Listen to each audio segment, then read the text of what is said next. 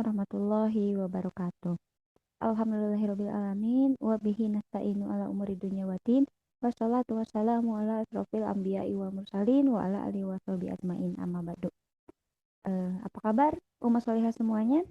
Perkenalkan, nama saya Iqmani Faresisari. Kebetulan sekarang dimintai untuk mengisi materi mengenai pendidikan iman anak usia dini. Oke, mari kita langsung saja masuk ke dalam materinya. Nah, sebelum kita lebih jauh membahas tentang pendidikan anak pada usia dini, ya, pendidikan iman pada anak usia dini, kita harus mengetahui dulu tentang pendidikan anak. Ternyata bila kita mengacu pada buku pendidikan anak dalam Islam yang ditulis oleh Dr. Nasih Ulwan, ya, dijelaskan bahwa pendidikan anak dimulai dari saat kita memilih seorang pasangan. Jadi pendidikan anak itu bukan dimulai ketika anak sudah lahir ke dunia, melainkan pendidikan anak itu dimulai saat kita memilih seorang pasangan, ya. Seorang pasangan yang bisa menjadi partner hidup, yang bisa menjadi partner pengasuhan di dalam rumah tangga. Apa saja sih tanggung jawab sebagai seorang pendidik atau sebagai orang tua? Tanggung jawab yang dimiliki oleh orang tua ternyata terdiri dari pendidikan iman, pendidikan moral, pendidikan fisik, pendidikan akal dan kejiwaan, dan sosial bahkan seksual. Dan kita kerucutkan untuk saat ini kita hanya membahas tentang pendidikan iman saja. Kemudian apa itu pendidikan iman? Ternyata di dalam buku yang sama dijelaskan bahwa pendidikan iman ini mencakup mengajarkan anak tentang masalah halal dan haram setelah ia memiliki akal, kemudian memerintahkannya untuk beribadah saat umurnya 7 tahun, kemudian mendidiknya untuk cinta kepada Nabi, keluarga Nabi, dan cinta terhadap Al-Quran, kemudian mendampingi anak-anak untuk selalu beriman kepada Allah, menanamkannya agar senantiasa beribadah kepada Allah, dan menanamkan rasa selalu diawasi oleh Allah. Untuk apa ya? Ini poin-poinnya untuk pendidikan iman pada anak yang menurut Dr. Abdullah Nasih Ulwan dalam buku Pendidikan Anak dalam Islam. Kemudian apa lagi?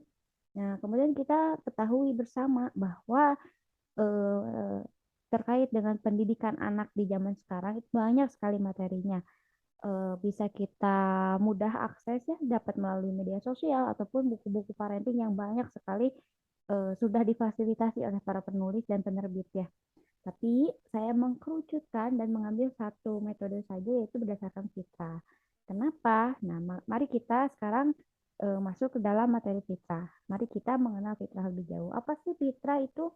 Jadi fitrah itu sebenarnya adalah sesuatu yang dibawa oleh setiap manusia saat lahir. Jadi setiap manusia di muka bumi ini memiliki fitrah, ya. Jadi mereka lahir tuh dalam keadaan fitrah.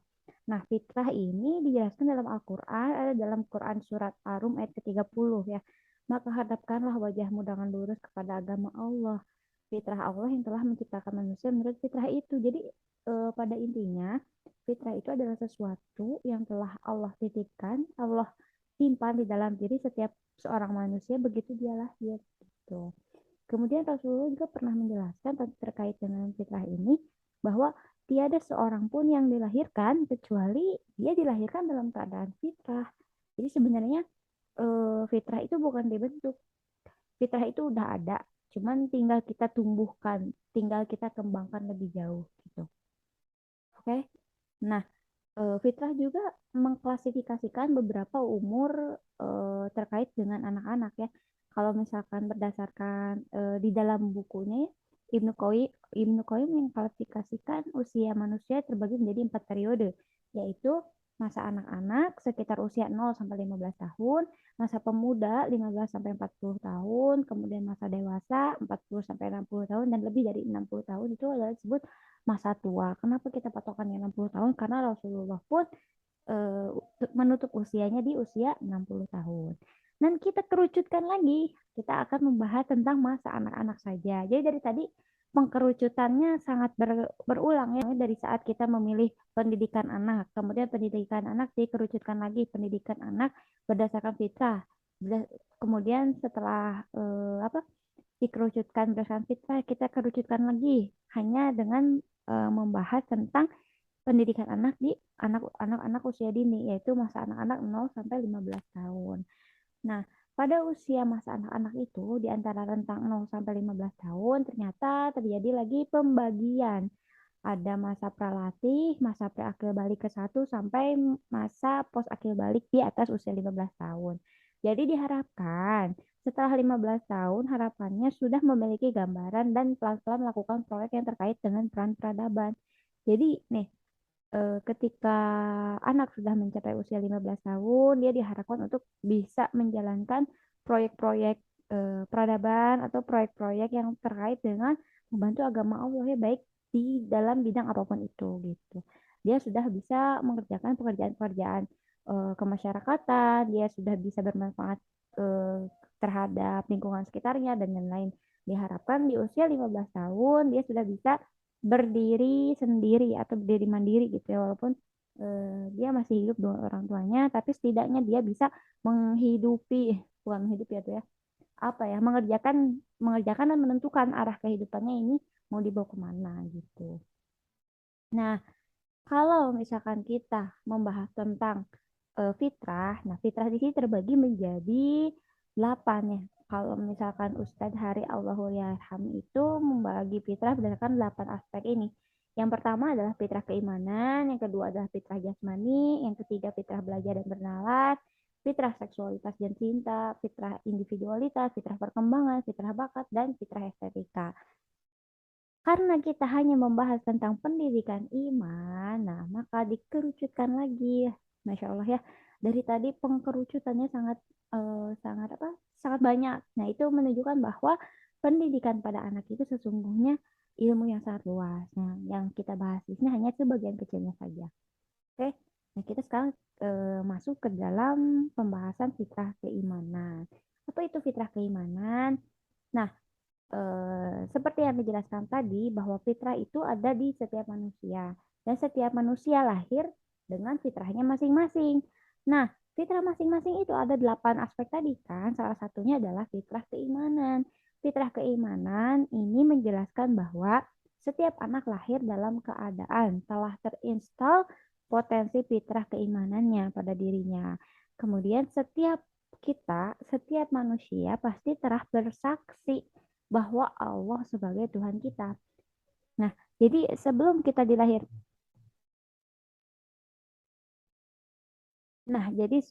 dilahirkan ke dunia, Allah tuh telah mengambil mengambil apa ya persaksian persaksian setiap manusia bahwa kita sebagai manusia ini meyakini bahwa Allah itu satu-satunya Tuhan kita gitu. Sebelum kita lahir ini ada kalau dalam sirah bisa belajar di penciptaan Nabi Adam ya di penciptaan Nabi Adam di sana sangat jelas bagaimana persaksian kita terhadap Allah dilakukan. Kemudian fitrah keimanan ini ditentukan oleh beberapa indikator. Indikator awalnya anak tuh antusias dan memiliki gairah kecintaan kepada Allah. Nah, indikator akhirnya jika kita menumbuhkan fitrah itu dengan baik, kita mau bersamai fitrah itu dengan sabar, maka sang anak akan mencapai kesiapan untuk diperintah pada tahap berikutnya. Dia akan siap beribadah tanpa tapi. Gitornya adalah kesiapan untuk diperintah pada tahap berikutnya ya, seperti beribadah tanpa tapi dan yang lainnya. Kemudian jika ada pertanyaan nih, bagaimana dong cara menumbuhkan fitrah keimanan nih dalam diri setiap anak? Sebenarnya mudah sih, bukan mudah sulit sesungguhnya ya. Karena kita nggak bisa lihat hasilnya dalam waktu singkat. Proses penumbuhan fitrah keimanan ini butuh waktu yang sangat panjang. Nah, cara menumbuhkannya adalah di antara lain kenalkan dan pesankan Allah, kenalkan dan pesankan Rasulullah, kemudian kenalkan aspek-aspek Islam dan kebaikan lainnya melalui keteladanan dan suasana kesolehan. Nah, bukan hanya itu, tapi ini juga apa ya, dipengaruhi atau dibantu oleh fitrah keayah bundaan, fitrah ayah yang terlibat di dalam menumbuhkan fitrah keimanan sang anak itu adalah pembentuk fikroh atau mengkonsentrasikan pemikiran dan mengokohkan fitrah keimanan ini. Jadi kalau diibaratkan dalam saf sholat, fitrah ayah itu sebagai imam, sedangkan fitrah bunda itu makmum yang lain yang mendampingi sang anak. Seperti itu.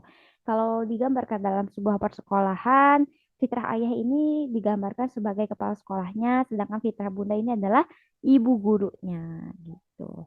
Nah, kalau mempertanyakan, nah kalau mempertanyakan bagaimana dong apa ya aplikasi konkretnya, bagaimana kita dapat menumbuhkan fitrah anak di dalam diri anak-anak kita gitu ya. Ada beberapa poin yang saya jabarkan di sini. Di antara lain adalah sesuai dengan rukun iman dan rukun Islam tentunya. Kalau misalkan rukun iman, contohnya iman kepada Allah, kita kenalkan 99 Asmaul Husna. Nah, dari sini aja bisa diturunkan ya. Ada yang diturunkan menjadi ide bermain, ada yang diturunkan menjadi banyak hal ya. Pokoknya ada kegiatan-kegiatan yang terkait dengan asma-asma Allah. Kemudian iman kepada malaikat, tentang 10 malaikat utama, iman kepada kita, mempelajari Al-Quran, mempelajari huruf hijaiyah, dan lain-lain. Nah, jika dijabarkan seperti ini dalam satu aspek keimanan saja, misalnya iman kepada Allah, iman kepada Allah melalui 99 Asmaul Husna, itu aja bisa dijabarkan menjadi beratus-ratus kegiatan yang dapat dilakukan oleh anak ya. Pertanyaannya tinggal apakah orang tuanya mau memfasilitasinya atau membiarkannya gitu sih. Nah, ini pengaplikasian yang lain bisa dilihat di slide ini dan dapat dipelajari bareng-bareng nanti ya, dan dapat didiskusikan juga nanti di grup. Nah, bagaimana ketika fitrah keimanan ini tidak tumbuh, maka akibatnya adalah fitrah keimanan anak pasti terluka atau cedera ya. Bagaimana ciri-ciri fitrah keimanan anak yang cedera itu? Dia tidak mudah untuk melakukan ibadah kepada Allah. Jadi kalau misalkan kita ajak sholat masih susah, masih nggak mau, masih nggak ada alasan dalam dirinya kenapa kita harus sholat, maka itu sudah mulai dipertanyakan. Ya, padahal usianya sudah 7 tahun misalnya. Kemudian jika melakukan ibadah pun akan gampang untuk tergoda meninggalkan ibadahnya, gitu, tidak konsisten, atau mudah terhasut oleh lingkungan luar misalnya. Kemudian terjerat oleh sistem pertemanan yang tidak sehat dan masuk ke dalam sistem pergaulan yang buruk. Contohnya apa? Contohnya perilaku mabuk-mabukan, melakukan seks bebas, kemudian pembangkangan kepada orang tua ataupun pengajar-pengajar di sekolah misalkan, atau ketidakteguhan keimanan di dalam diri sang anak gitu. Ini adalah beberapa ciri dari fitrah keimanan yang sudah terluka. Nah, berikutnya akan ada beberapa contoh video yang menunjukkan bagaimana jika fitrah keimanan tumbuh dengan baik dan sebaliknya bagaimana jika fitrah keimanan terluka. La tarawunna al-jahim thumma la tarawunnaha 'ainal yaqin thumma la tus'alunna yawma idzin 'anil na'im. Shadaqallahul 'azim. Jim lagi punya keinginan apa? Jim mau haji barengan Ustaz Syam. Masya Allah, insya Allah ya Soli, berdoa ya. Amin. Masya Allah, tabarakallah.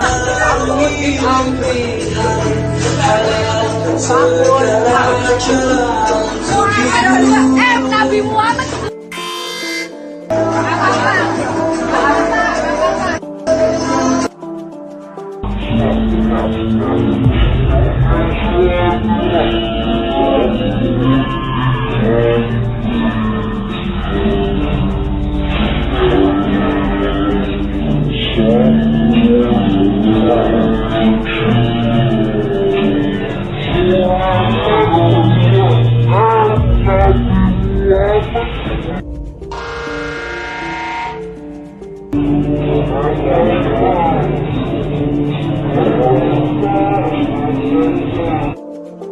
Bila marah, Nabi kan bermanja, mencubit hidungnya.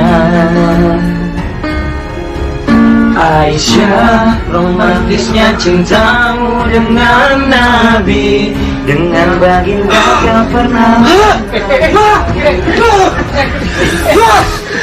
mencintamu.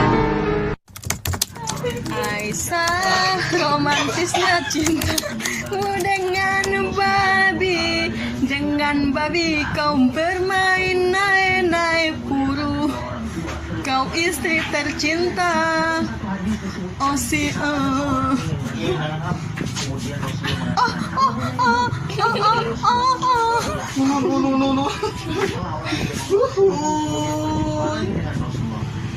Pakai cara dalam.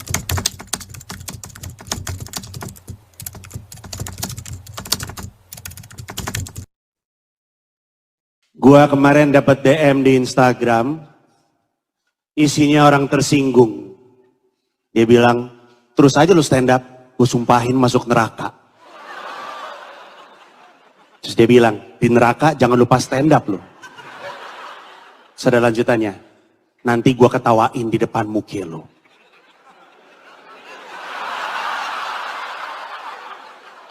Berarti kan dia di neraka juga dong. Nah, dia ngapain di neraka? Kalau gue kan ngejob. Gue asal ada duitnya, job di neraka gue ambil. Manajer gue bilang, Mas Panji ada job di neraka. Panas. Tapi harganya nggak ditawar. Oh berangkat kita sekarang. Dia mengancam gue masuk neraka tuh seakan-akan gue akan masuk surga.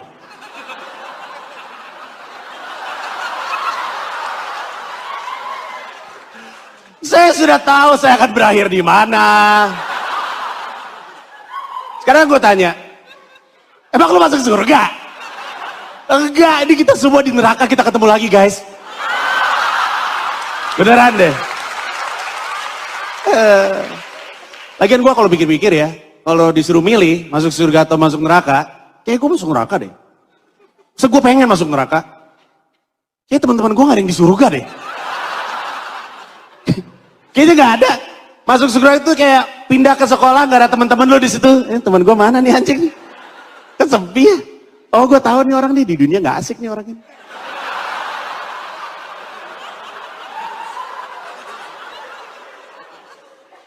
Gue kayaknya lebih pengen masuk neraka. Pengen masuk neraka. Tahu gak kenapa? Karena semua agama bilang kalau di surga katanya semuanya bebas. Kita bebas melakukan apapun. Sejauh yang gua tahu, apapun yang gak ada aturannya, apapun yang dibebasin, itu chaos pasti. Termasuk surga. Lu bayangin hidup di sebuah tempat yang gak ada aturan, coba lu bayangin baik-baik dah. Ini kita aja kalau hidup gak ada aturan, berantakan pasti. Misalnya nih, gua lagi nyantai di surga makan babi, ya kan? Boleh dong. Loh, gua ini bertahan gak makan babi di dunia, supaya bisa makan babi di surga. Karena katanya babi di surga enak katanya. Siapa yang masak? Orang Islam kan gak bisa masak babi. Oh mungkin ada orang Kristen ngejob di surga gitu kali ya. Ya kayak gue di neraka ngejob, dia ada sebaliknya tuh. Misalnya gue lagi di surga makan babi ya kan, lagi nyantai. Tiba-tiba ada bapak-bapak tua telanjang bulat lewat depan mata gue. Ini aki-aki telanjang bulat pakai baju. Surga bebas. Bebas. Bebas dong, nggak ada aturan. Pakein, kebayang nggak? Jadi kebayang nggak? Nggak gini loh guys.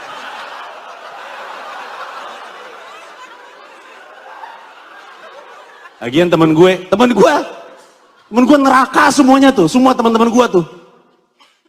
Apalagi yang founders tuh, Radit tuh. Neraka tuh pasti tuh, bikin konten YouTube tutorial masak air. Siapa yang gak bisa? Nah, video-video tadi itu hanya sekilas ya, gambaran kecil dari bagaimana pentingnya fitrah keimanan pada anak itu ditumbuhkan ya. Bahkan sekelas orang dewasa pun mungkin konteksnya itu hanya lelucon, tapi jika konteks keislaman diajak lelucon apakah itu harus? Nah, yang jadi pertanyaan adalah bagaimana orang tua berperan di sini? Atau jangan-jangan fitrah keimanan yang sudah Allah tanamkan dalam diri anak-anak kita justru oleh orang tuanya sendiri yang dipadamkan, justru orang tuanya sendiri yang tidak mendukung fitrah keimanan anak-anak itu untuk tumbuh. Lalu sekarang kita evaluasi bersama bagaimana kondisi keluarga kita saat ini. Lantas bagaimana kondisi keimanan kita saat ini sebagai orang tua? Kita menuntut anak kita untuk memiliki keimanan yang baik. Apakah kita sebagai orang tua sudah memiliki keimanan yang baik? Dan salah satu keimanan itu digambarkan bagaimana hubungan kita sebagai anak dengan orang tua kita. Apakah kita memiliki hubungan yang baik dengan orang tua kita? Lantas, apakah keimanan kita juga sudah dinyatakan baik? Nah, mari kita lihat video ini sejenak.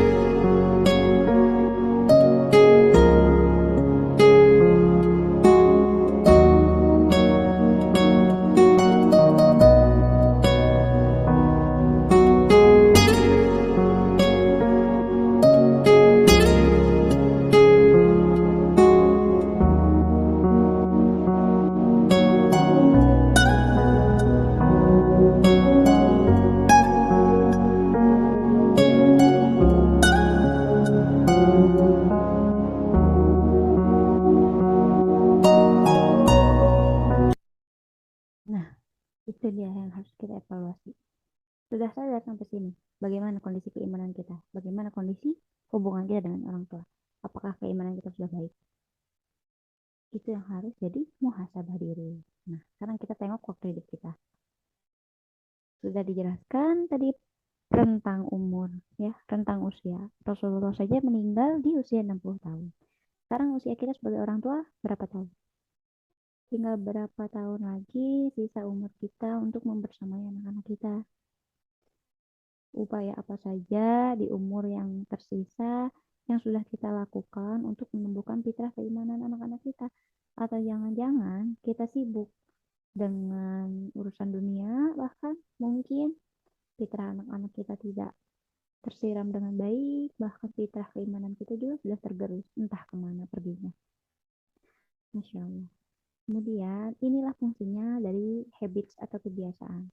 Salah satu cara untuk menanamkan bagaimana cara kita memperbaiki fitrah keimanan kita sebagai orang tua yang sudah rusak atau misalkan sudah terluka atau tidak tumbuh dengan optimal, dan bagaimana juga di samping itu kita bisa menumbuhkan fitrah keimanan anak-anak kita dengan sempurna, yaitu dengan membangun sebuah kebiasaan ya. Habits itu dibentuk oleh aktivitas yang dilakukan berulang ya, membentuk kebiasaan mengakar jadi kepribadian. Jika kita memiliki kebiasaan yang baik, insya Allah kita akan memiliki kehidupan yang baik pula. Nah, kehidupan ini bahkan sudah Rasulullah contohkan kebiasaan yang baik itu seperti apa. Diatur dalam 5 waktu sholat, yaitu subuh, zuhur, asar, maghrib, dan isya. Nah, sekarang waktunya kita berubah dari old habits lama, kebiasaan lama kita yang buruk, diganti menjadi new habits atau kebiasaan yang baik. Nah, ini beberapa resume Rasulullah ya, beberapa resume kebiasaan Rasulullah dari bangun tidur hingga tidur lagi, bisa dibaca di slide seperti ini. Nah, kemudian jika ada pertanyaan bagaimana apakah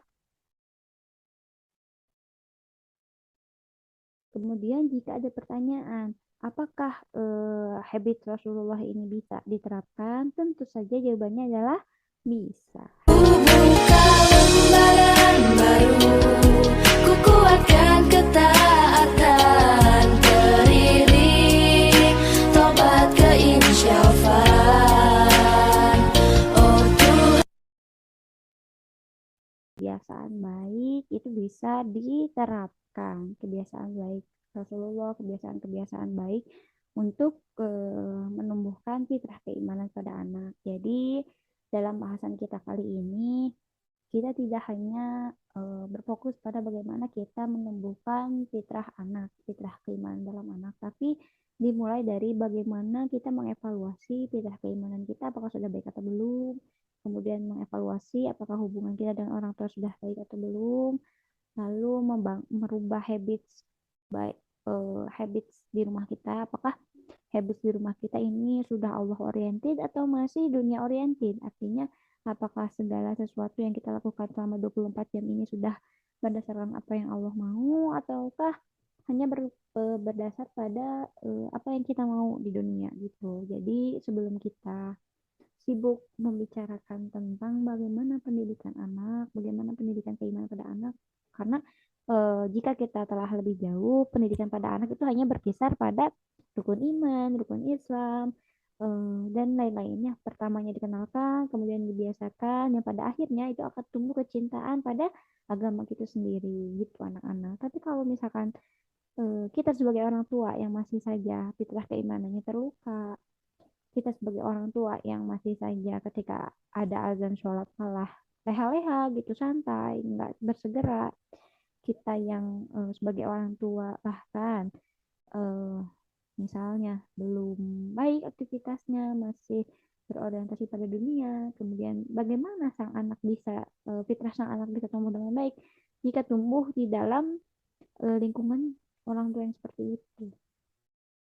Itulah makanya kesimpulan dari pembahasan kali ini adalah goals, tujuan yang ingin kita capai adalah hasil dari pendidikan keimanan ini tidak akan bisa kita rasakan saat ini.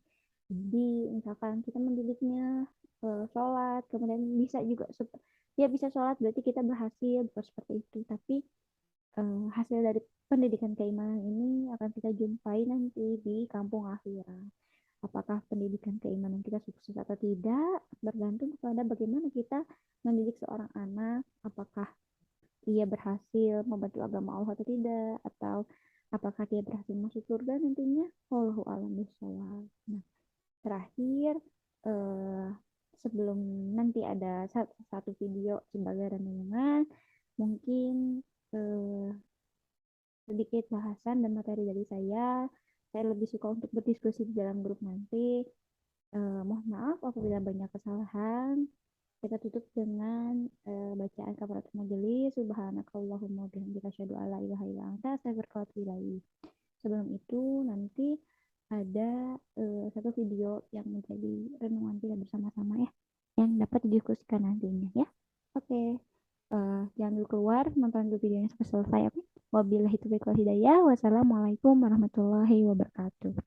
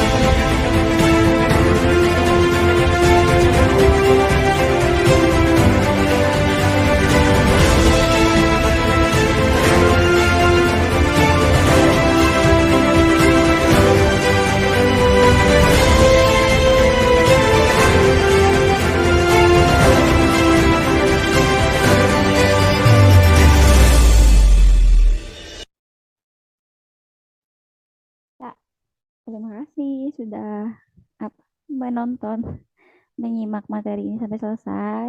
Memang materinya tercukup singkat, terbilang singkat, tapi mari kita diskusikan bersama-sama di grup ya. Saya pamit izin undur diri.